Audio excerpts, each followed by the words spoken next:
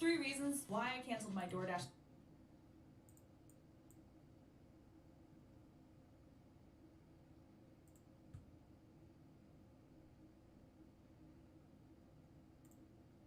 Mark, I'm going to mute you first. Cool.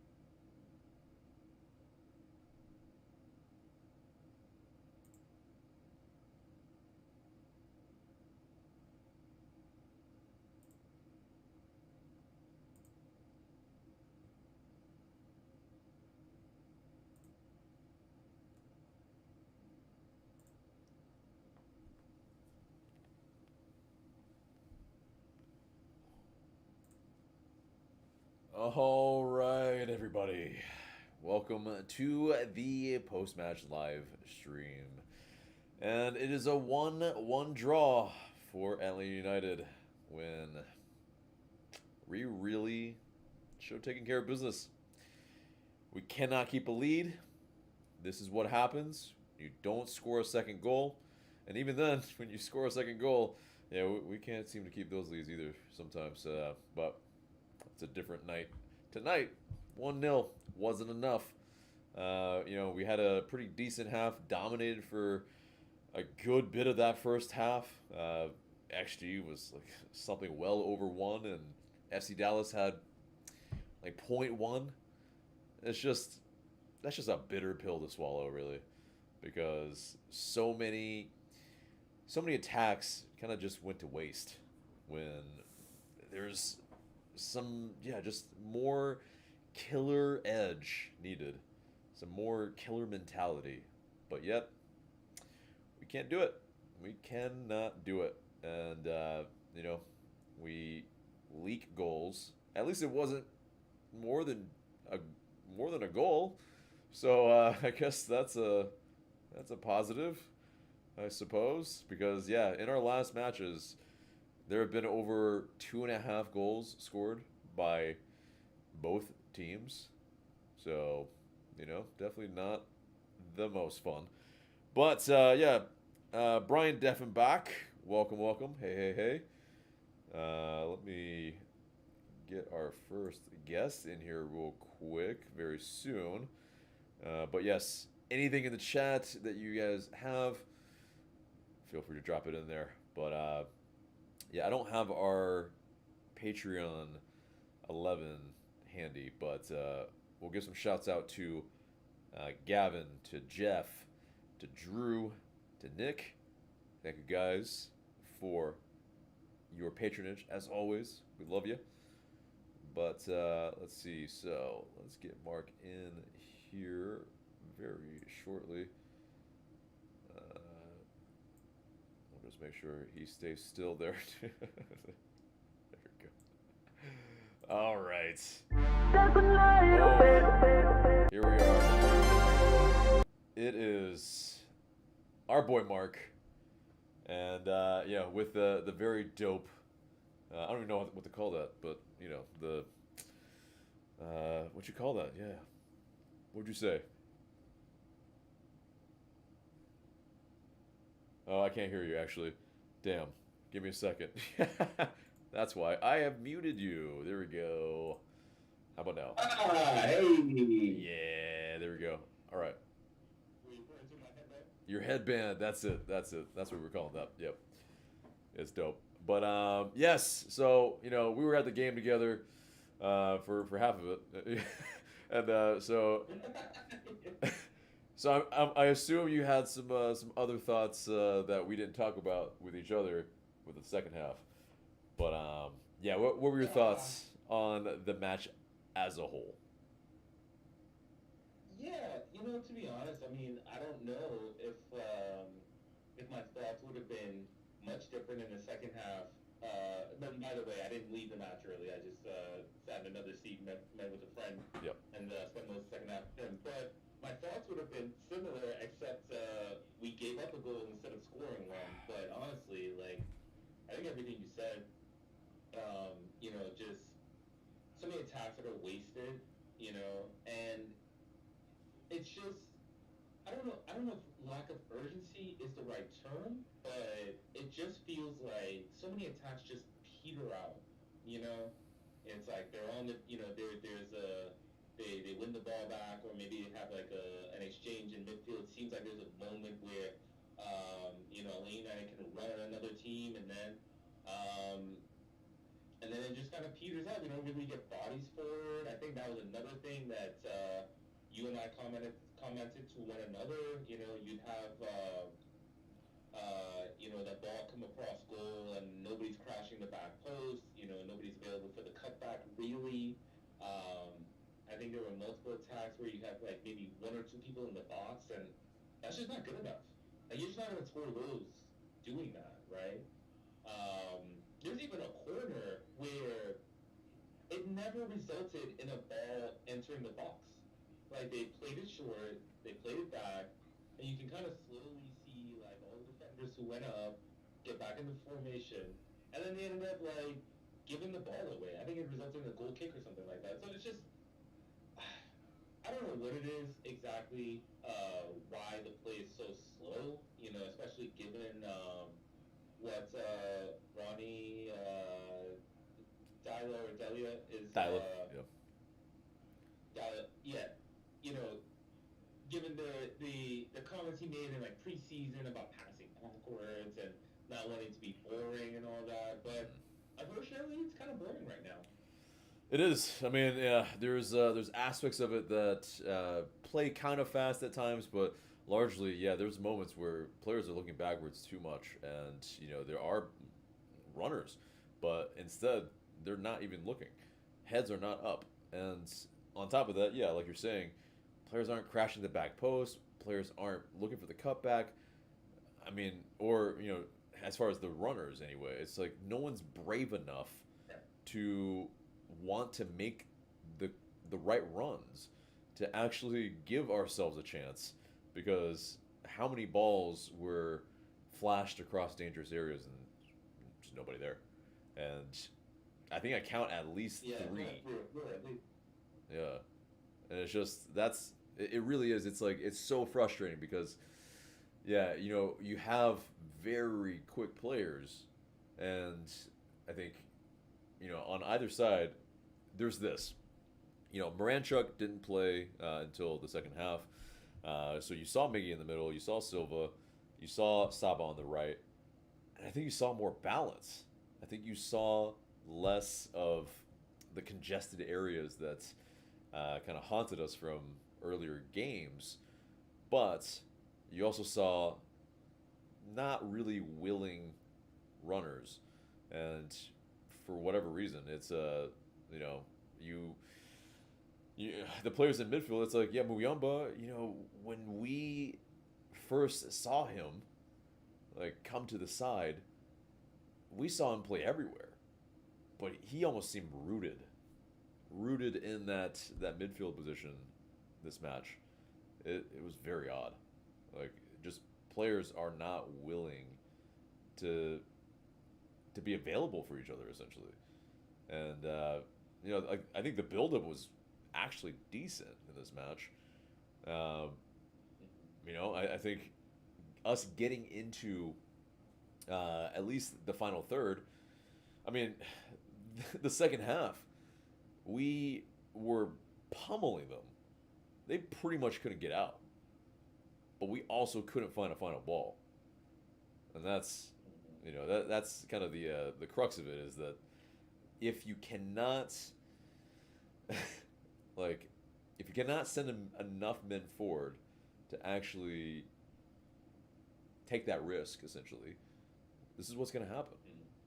Like, you know, you go up and then you can't finish them off, can't finish your dinner, and yeah, I mean, it's just it's kind of brutal. But yeah, how'd you find that second half?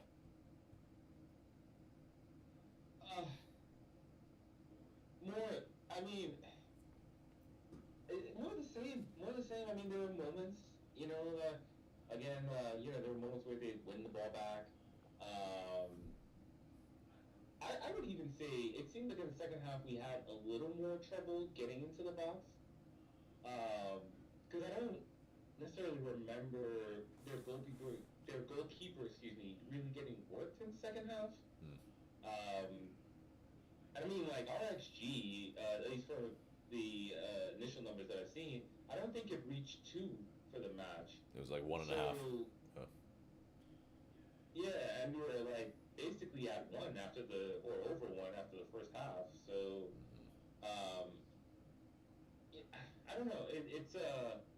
I think this match just left a lot to be desired overall. You know, because, like, I don't know, like, for example, like the subs. I don't really think they had too much effect. I mean, like, Moranchuk, did he do much really? You know, did he have any really, like, decisive moments, passes, anything like that? Did Mosquera end up coming on? No. Yeah, Mosquera did not. Yeah, I mean, it basically was. Yeah, I mean, Tiare came on. We moved to more of a 4-4-2. I think Alexei Moranchuk moved a little bit more to the right. You know, Saba came off, obviously, and then so it was like, yeah, you know, the midfields, I think they did piece together the lines, but yeah, I think this one's on the attackers. Like, we just couldn't muster enough to actually really worry FC Dallas. And I think the positive, I guess, is that we kept Lucho Acosta off the board. So, you know, that part's great. He's almost an automatic goal, and somehow we were able to keep him off of you know, the score sheet. So I guess we can take that as a win. But yeah, it's otherwise okay. You know, the penalty itself, well worked. I think it was rightfully so a penalty. And yeah, Miggy, he always goes bottom left. Let's just he always goes bottom left. And yeah, the keeper even dove the right way, but somehow was not able to get to the ball. I mean, it was pretty well placed, but still, like, I think we've seen pretty much every one of Miguel Almiron's penalty kicks goes that way. And I would think Yeah. I would think Moranchuk, if he was in the match, he probably would have actually taken it. But you know, he wasn't obviously at that time. But Shannon Sharp, yeah, we're listening to your guys give his opinion on the game, and he's asking if an injured player came on. Shannon, you know, that's fine. He Mark is is not always let's be completely transparent. He hasn't been as into Atl United as he has been in the past. It's one of those things. So, you know, it's fine. It's fine. Like, we welcome all opinions here, and people, yeah, are not perfect. It's not a big deal, Shannon. But I mean, if Dan wants to come on camera and give his opinion, that's more than perfectly fine as well. So. Exactly. But yeah, you know, we talked about this. We talked about this, Mark.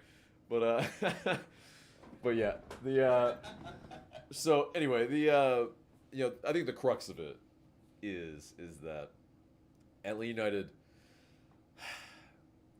it's a lot of parts of it are still a little broken, and yeah, you know, attack still hasn't come together yet. Defense still a bit leaky, and you know, really can't figure out how to keep a clean sheet for the life of them. But you know, like I think it's that like the whole thing just kind of hasn't come together yet. Cause like I wouldn't even necessarily put this result on the defense. You know, like it's definitely not. This defense is not at a point where they can shut out an opponent, right? Or is we can rely on them to keep an opponent off the board, right? So, you know, it's like that second goal just has to come sooner, especially when you're on top. You know, like that first half, especially, Ellie and I should have scored at least a second goal. But I also think Ellie and I is a bit easy to defend right now, you know, unfortunately. And I think that even when teams are, you know, sitting back, maybe playing a mid block or whatever.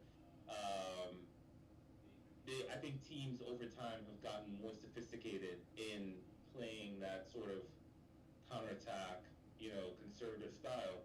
And I mean, we've seen it with LA United. You know, it's like, you know, obviously there's been a lot of changes over the years in terms of the players that have come and gone. But also, I think that there's been a lot of changes with the league in general. And, you know, I think if people thought that we would get Miggy and Atl and kind of just bully the league, that's not going to happen in 2025, right? Like, MLS is just different now. So, you know, I think, like, it's fair that most or all of these games feel tough because that's just the state of the league, right? You know, I think the quality across the board has gotten better. And you know, I think that maybe, I mean, the chemistry has to get better, but also I think the tactics, maybe we need a little more sophistication, a little more creativity. You know, I know there's been talk about, is Moranchuk really a 10, or is he more of like a deep line playmaker type of thing? You know, like obviously today we started with the three attackers behind Atl being who was it, Saba. Yeah, Saba, Silva, Miggy. Yep. And John on the left, right? Yep. Yeah. So you know, like that's kind of like that was a different look. I thought there's some potential there, right? But then also, I don't know. I do kind of wonder, do we have enough high-level attacking players? I mean, obviously, at this moment, there is a lack of, I think, clinical ability in the three attacking midfielders. But, you know, obviously, Miggy got a goal. You know, we'll obviously take that, obviously. But it's a little weird, actually, to not see Atl score. He also really didn't get that much service either. And I think that is definitely part of it. Even though Miggy kind of, after Moranchuk came on, played more on the left, more as a traditional winger with Saba on the right as well, traditional winger. And yeah, I mean, it just seemed like you're saying, it's a little bit more predictable. It is that, we're pumping balls in from, wide, and it's definitely when the team that you're playing against, FC Dallas, was parked on a bus. And, obviously Mark knows plenty about parked buses. And, yeah, the... again. had to, but Yeah. but it is one of those things where like it's frustrating to play against, and it's not simple. Like you don't have much space, and you have players that I mean, let's be honest, the quality of the crosses weren't great. I mean, they were overpumped, a lot of them. They got better, I think, as the match wore on into the dying minutes. And I think, yeah, it was, the quality was at least hitting into the 6-yard box at that point. But it was still a little too late because, yeah, it was just desperate. It became a thing where you're just trying to, muster something versus any sort of combination play through the lines. It just there wasn't very much, and I think that's kind of the catch-22. We were all like, oh, Branchuk and Miggy are playing the same position, but we didn't really see a lot of combination play, 1-2 touches in and around the box, around the D. Like it was all just probably a little too wide, and yeah, we got to find some sort of balance because that's, I think, part of it in this match is that, yeah, we weren't really playing through the middle very much. Like it just became wing play, and like that U-shaped horseshoe when you're trying to recycle the ball. Yeah, go on. Another thing too that you made me think of, I totally agree that there is a lack of one-touch play, and I think what you do see, especially around the penalty area, is a lot of just dribbling.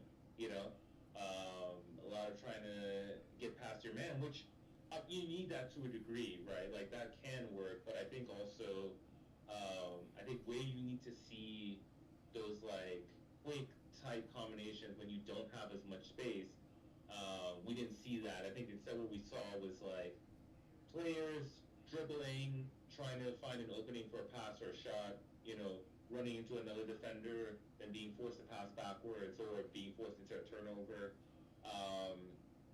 And so, it's that, like, I do think, you can dominate 2/3 of the field all you want, but, if you can't get much penetration in the final third, then, I think not only are you obviously not going to score, I think you then become vulnerable as a team, like on the counterattack, and that sort of thing. So, yeah, I don't know. It's hard to, because it's also like we kind of are seeing a pattern early on this season, like I guess a negative pattern in terms of the attacks, and the lack of effectiveness. So it is kind of becoming a weekly thing. So it's hard to say like, this was unique to this match. Like this is what stood out about this match. I feel like we've kind of seen some of these things the last, really since the beginning of the season. Yeah, and very much so. I mean, it's it's been kind of a consistent thing where we can't piece together the attack. But yeah, now go ahead and turn on your camera so we can get you in here properly. Yeah. And let me fix this. Possibly. Oh my god, it's a mess right now. I'm not used to pressing the buttons, guys, so bear with me. Thank you. Holy shit, it's all over the place. Oh my god. Do we have Jeopardy music? Yeah, do we have Jeopardy music? No. That's also pressing buttons, Mark. Yeah, I appreciate that. Yeah, that'll help for sure. Keep it going. Keep it going. As I. Yep. Oi.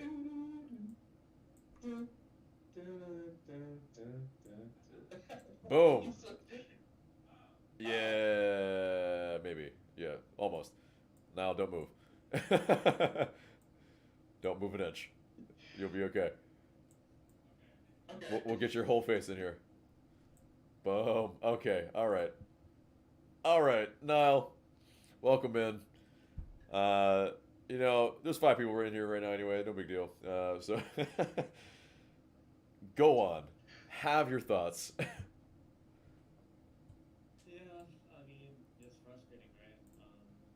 A great first half, but you don't, take enough of your chances, and then you get punished in the second half. So I don't know, I think it's just really frustrating because you have so much attacking talent, but you can't finish your chances, and then you get punished for it. So I think that's just something that's been frustrating to watch because it's not just something that's been a problem this season, but it's been a problem for seasons past as well. So it's just frustrating, especially when you have so many players that are capable of scoring goals, but they're not being clinical enough in front of goal. So Yeah.